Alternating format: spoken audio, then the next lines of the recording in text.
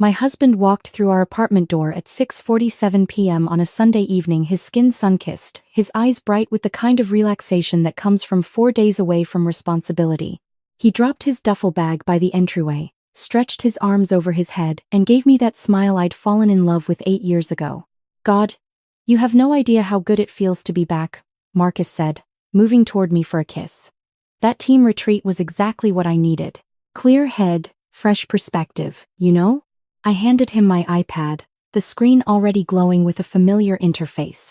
"Want to see where you really were? Or should I skip straight to the divorce papers?" The color drained from his face so quickly I actually wondered if he might faint. His eyes locked onto the screen showing the Airbnb listing in Friday Harbor, the very same waterfront cabin he checked out of just 3 hours earlier. The listing I'd discovered 2 weeks ago. The reservation I'd verified through a credit card statement he thought he'd hidden so carefully. "Sophia," what he started, but I was already pulling out the manila folder from behind the couch cushion where I'd placed it that morning. "I have a presentation for you," I said, my voice steady, professional, like I was delivering findings to a client.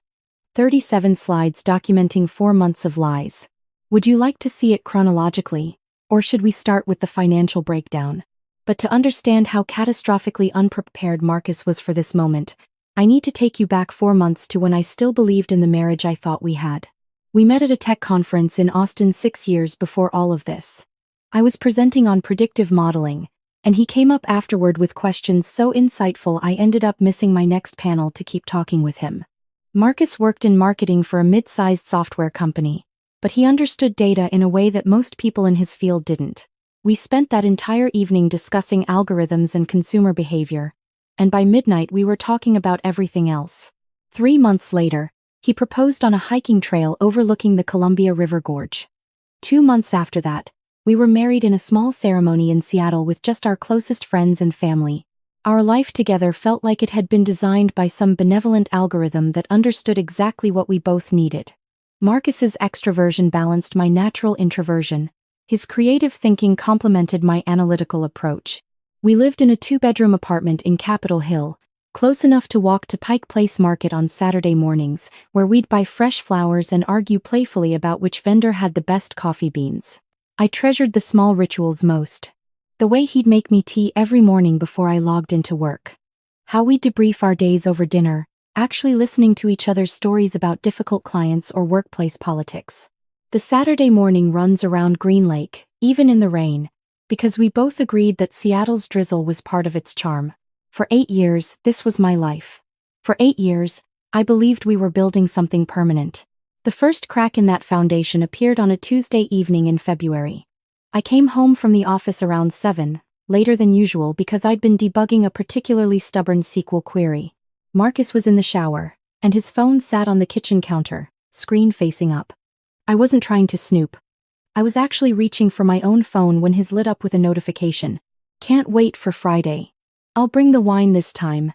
The message was from someone named Rachel.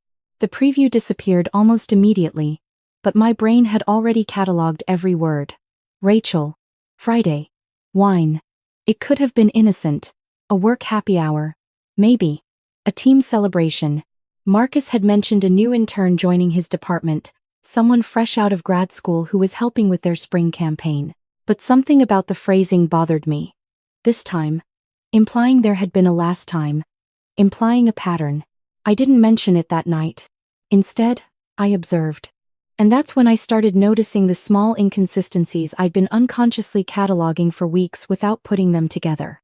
The way Marcus had started coming home later, but his explanations felt rehearsed. Client dinner ran long. Got caught up reviewing campaign materials. Traffic was insane on I-5. The new cologne I'd noticed in our bathroom, expensive and woody, nothing like the clean citrus scent he'd worn for years. When I asked about it, he'd shrugged and said a colleague recommended it. The way his phone was suddenly always face down. The way he'd started taking calls in the bedroom with the door closed. As a data analyst, I'm trained to spot patterns. To look at seemingly random data points and find the connections that reveal the larger truth. And now, looking at my husband with fresh eyes, I was seeing a pattern I'd been trained my entire career to recognize. Something was wrong. And I was going to find out exactly what. The investigation began small. I started with what I had access to, our joint credit card statements. Marcus and I had always kept our finances mostly merged, with one shared account for household expenses and individual accounts for personal spending.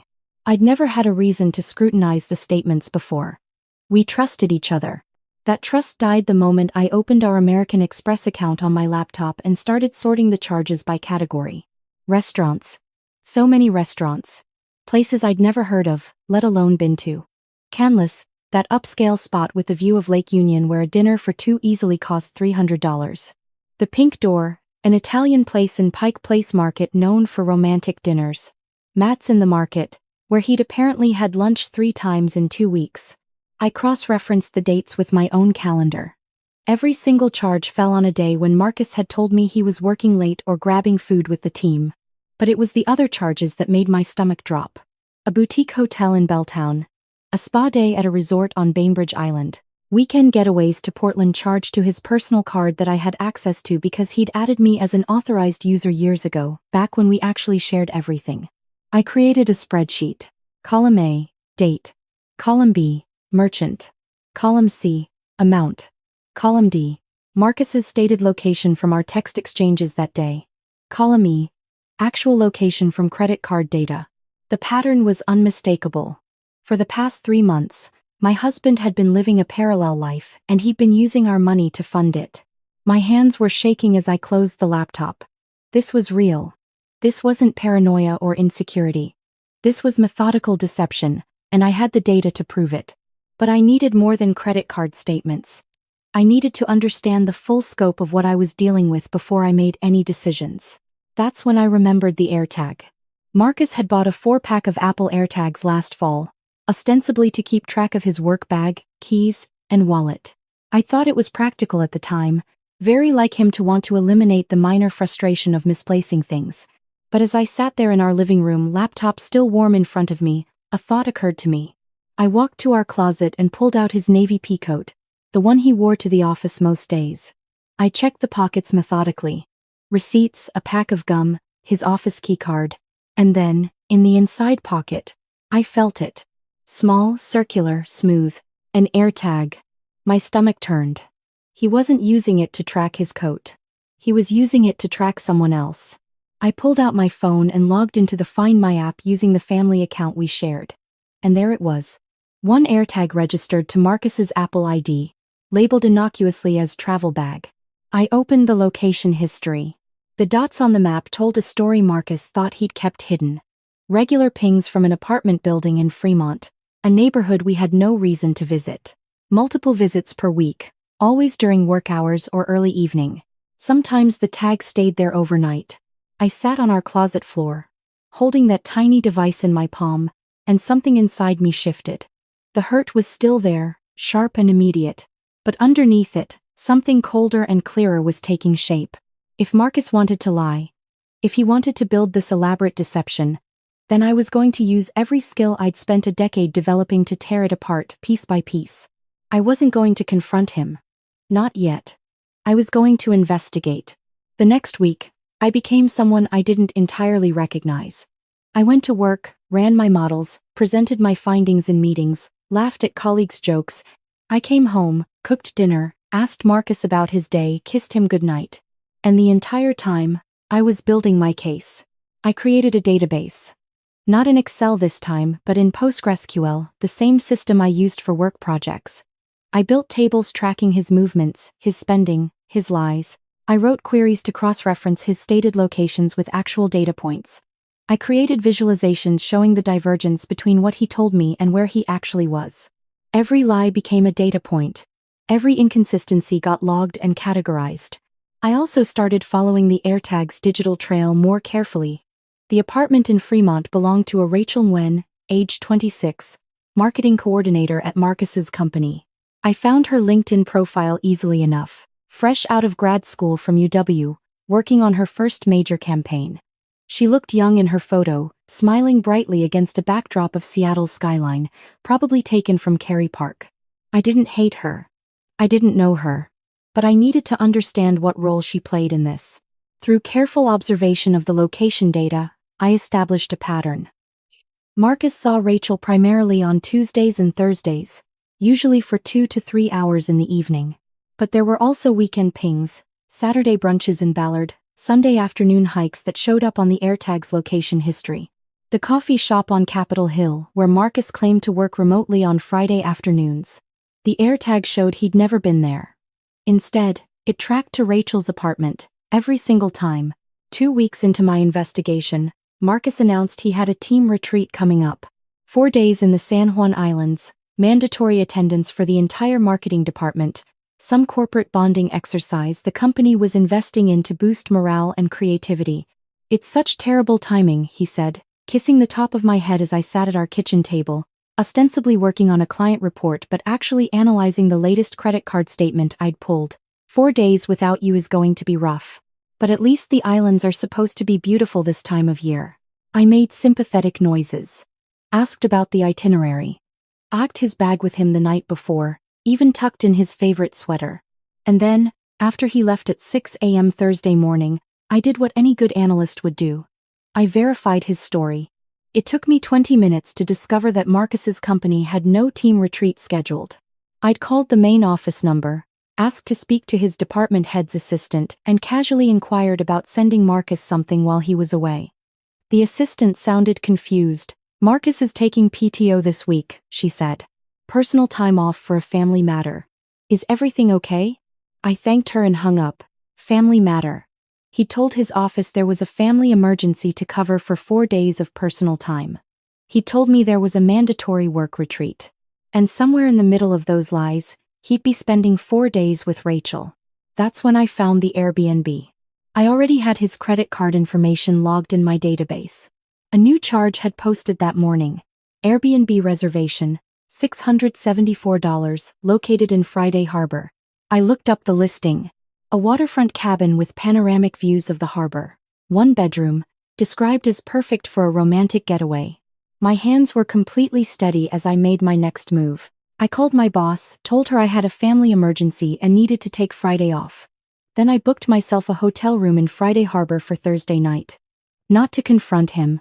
Just to confirm with my own eyes what I already knew from the data. The ferry ride to San Juan Island the next morning was gorgeous, all blue water and distant mountains, but I barely noticed. I was too focused on the iPad in my lap, tracking the AirTag's location in real time. It showed Marcus's coat at the Airbnb cabin. Still there, I didn't go to the cabin. I didn't need to. I sat in a coffee shop in town, ordered an Americano I didn't drink, and watched the location marker on my screen. At 11:47 a.m., the tag moved. It traveled to a restaurant downtown, stayed there for exactly 93 minutes, then returned to the cabin. Lunch. They were having a leisurely Friday lunch. I left the island that afternoon and took the ferry back to Seattle. I'd seen enough. I had everything I needed. Saturday morning, I met with an attorney. Elena Kwan came highly recommended by a colleague who'd gone through her own divorce 2 years earlier. I showed Elena my database, my visualizations, my 4 months of documented lies. She looked at me with something like awe. I've never seen anyone come to a first consultation this prepared, she said. Most people are still in shock, trying to process. You've already processed.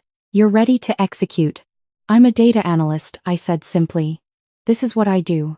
By Monday afternoon, I had divorce papers drawn up. By Tuesday morning, they were signed and ready to serve. All I had to do was wait for Marcus to come home.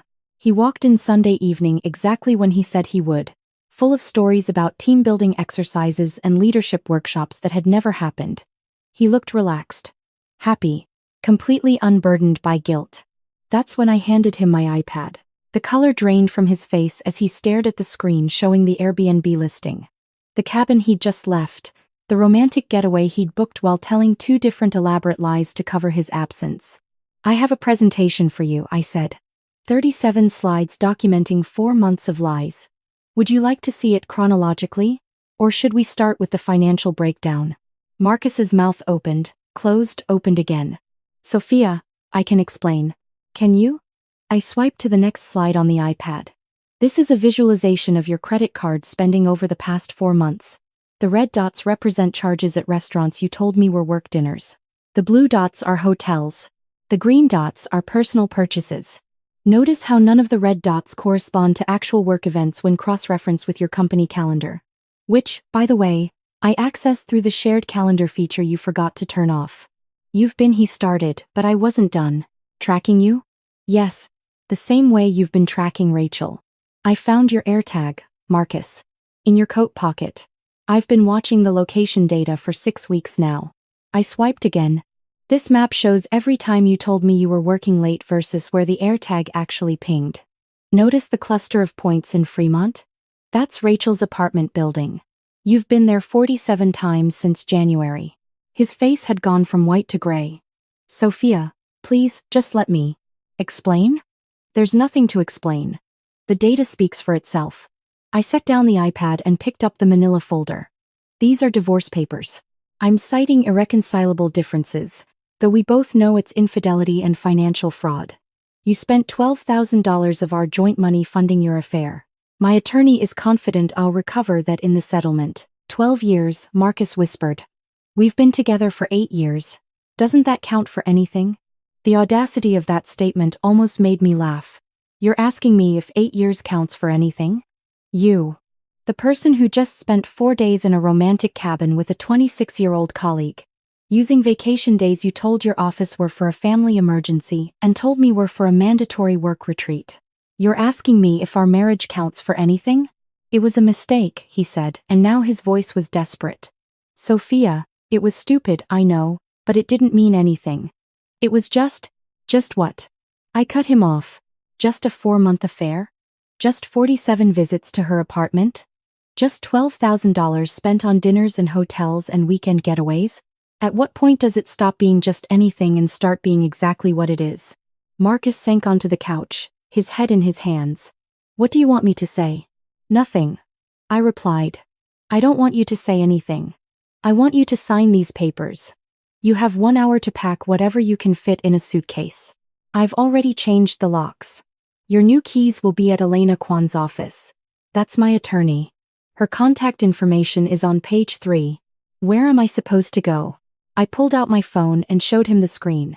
The AirTag's current location, still pinging from the Fremont apartment. I assume Rachel's place has room for you. The AirTag has been there overnight often enough. I'm sure she won't mind one more visit. He looked at me like I'd become someone he didn't recognize. Maybe I had. Maybe that was exactly the point. I loved you, he said quietly. No, I corrected him. You loved the version of me that didn't ask questions. The version that believed your lies. That version doesn't exist anymore. Marcus packed in silence.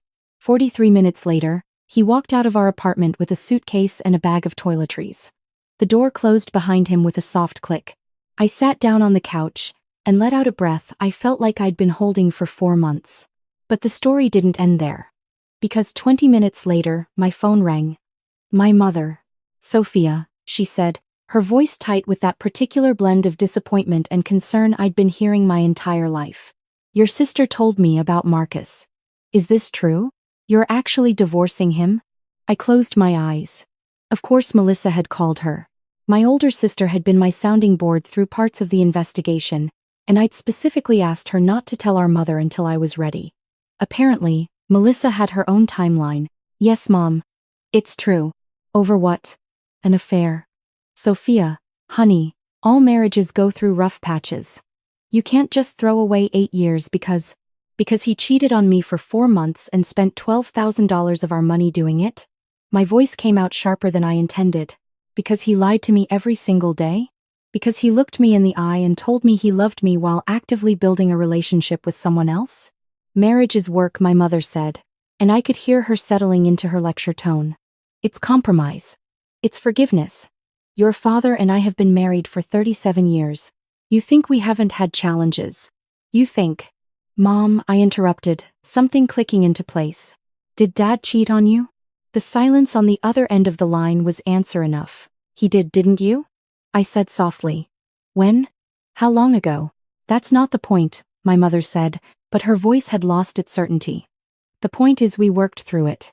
We stayed together, we built a life, and we have 2 beautiful daughters and a family that stayed intact because we chose to forgive instead of running away. Or maybe, I said, my heart breaking for a different reason now. You chose to forgive because you were scared of what it would mean to leave. And now you're projecting that onto me. Sophia Chen, You do not get to psychoanalyze me. I'm not psychoanalyzing you, Mom. I'm telling you that your marriage is not my marriage. Your choices are not my choices. And I need you to support me, not defend the man who betrayed me. He's family, she said. He's been part of this family for 8 years. You can't just erase that. He erased it himself, I replied. The moment he decided someone else was more important than our vows. I'm not asking for your permission, Mom. I'm just asking you to believe me when I say this is the right choice for me. The conversation ended badly.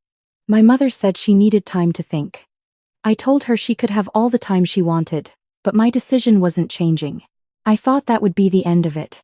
But 3 weeks later, after Marcus had officially moved out, after the settlement conference where we'd agreed to terms, after the division of assets that gave me our apartment and required him to reimburse half the money he'd spent on the affair, my mother called again. I saw the data, she said without preamble. What? Melissa showed me. The spreadsheets, the maps, all of it. I didn't understand at first why you'd done all that work. Why you'd spent so much time documenting everything instead of just confronting him immediately. But then I realized. You needed proof. Not for the divorce. For yourself. You needed to know you weren't crazy. That your instincts were right. I didn't say anything. I couldn't. I'm sorry, my mother continued, and now her voice was thick with tears. I'm sorry I didn't believe you right away. I'm sorry I tried to talk you into staying. I was wrong. I was protecting my own choices, my own denial about your father. But you're not me, Sophia. And you're right. Your marriage isn't my marriage. Mom, I'm proud of you, she said. I'm proud that you had the strength to leave. I'm proud that you trusted yourself. And I'm sorry it took me this long to tell you that. We talked for 2 hours that night. Really talked, in a way we hadn't in years. She told me about my father's affair, about the choice she'd made to stay, about the years of counseling and rebuilding trust. She told me she didn't regret her choice. But that didn't mean it was the right choice for everyone. You're allowed to have different boundaries than I did, she said. You're allowed to decide that infidelity is a deal breaker. That doesn't make you unforgiving. It makes you clear about what you need. I cried when we hung up. Not sad tears, exactly. Relief, maybe. The feeling of being seen and supported by the person whose approval I'd been chasing my entire life. The divorce was finalized on a Tuesday in September, exactly 6 months after I'd first seen that text message on Marcus's phone. I didn't attend the final hearing. Elena handled everything. That afternoon, I received an unexpected email from Rachel. Dear Sophia, it read. I know you probably never want to hear from me, and I completely understand if you delete this without reading. But I wanted you to know that I didn't know Marcus was married until you showed up at the Airbnb with the divorce papers. He told me you were separated. He told me the divorce was already in progress. He lied to both of us. And I'm so sorry. I was part of hurting you. What he did to you is unforgivable. What he did to me is unforgivable. I've quit my job, and I'm moving back to Portland. I hope someday you can find peace. You deserved so much better than what he gave you. We both did. I read the email 3 times. Then, I wrote back. Thank you for reaching out. I believe you. And you're right, we both deserved better. I hope Portland treats you well. It wasn't friendship. It wasn't even really closure. But it was acknowledgement. 2 women who'd been manipulated by the same man, refusing to tear each other down in the aftermath. A month later, I did something I never expected. I started teaching a workshop at a local women's center called Data-Driven Decisions, using analytics to document financial abuse. 8 women showed up to the first session. I taught them how to pull credit card statements, how to create spreadsheets tracking spending patterns, how to identify red flags in financial behavior. You're not spying, I told them. You're protecting yourself. You're gathering information that's legally yours to access. And if that information reveals deception, then you have the right to make informed decisions about your life. The workshop grew.